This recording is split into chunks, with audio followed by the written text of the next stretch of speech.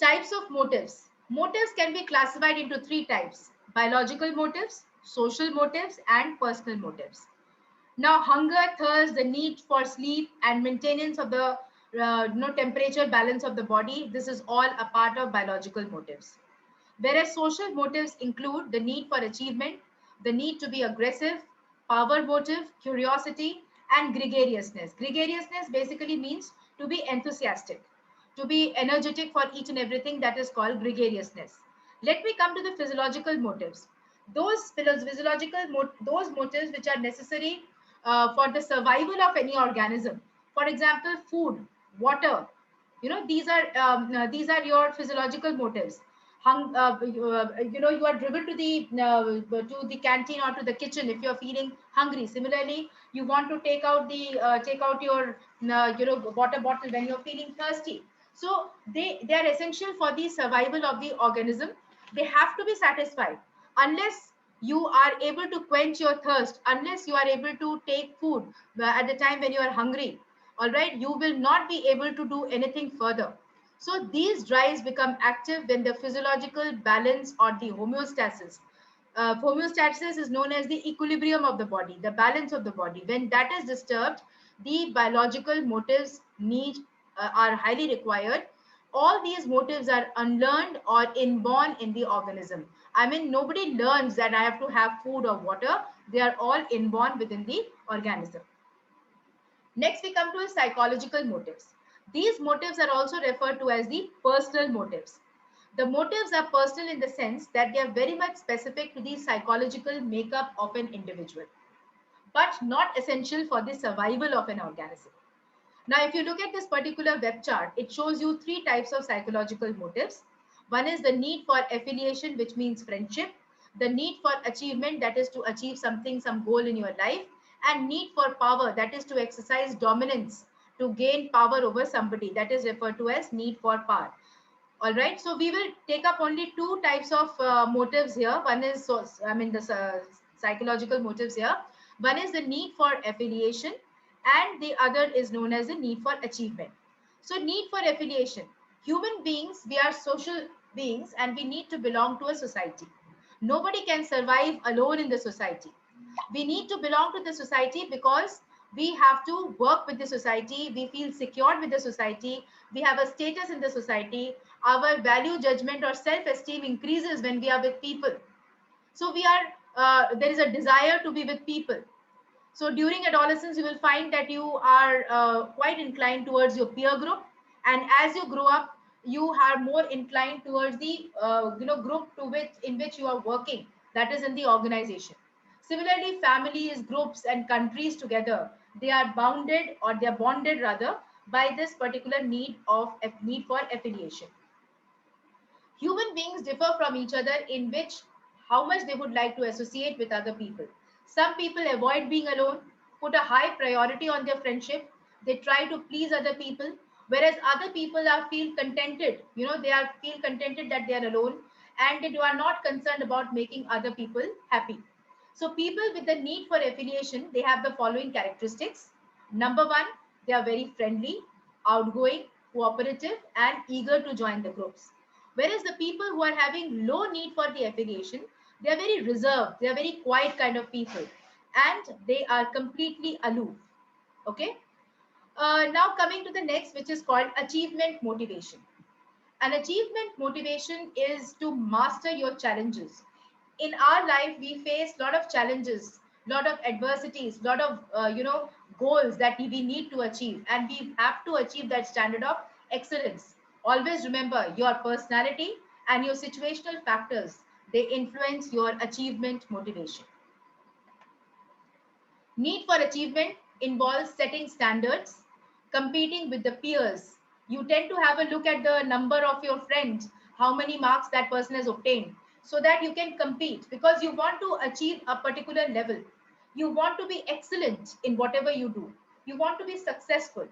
Mind you, the people who have a high need for achievement, they take moderate risk. They do not take high risk. And they always want feedback on their performance. How have I done? Do you think I should improve? That is their question which they pose to the people. And they are very, very independent minded. They do not want to take help from anybody. They want to do everything on their own. So this is the need for achievement amongst the people. Achievement motivation theory. People who need to go ahead and reach objectives want a personal responsibility for solving their problems. They take moderate risk takers, which I already told you before.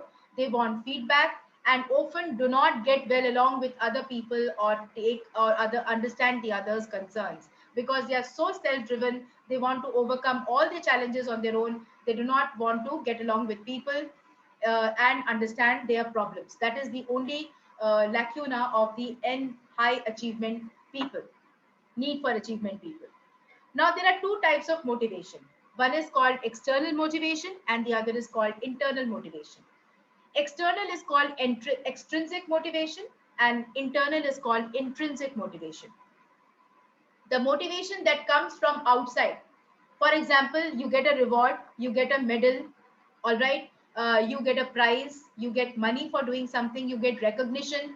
You are said, okay, you are the employee of the month because you have achieved the highest sales figures this month. So that is your extrinsic motivation. Praise from the people. These people, they receive a lot of praise from others, recommendations from others. So that is how they are extrinsically motivated. But sometimes it is not necessary that money, reward, compensation, payment, that is the only reason for moving ahead.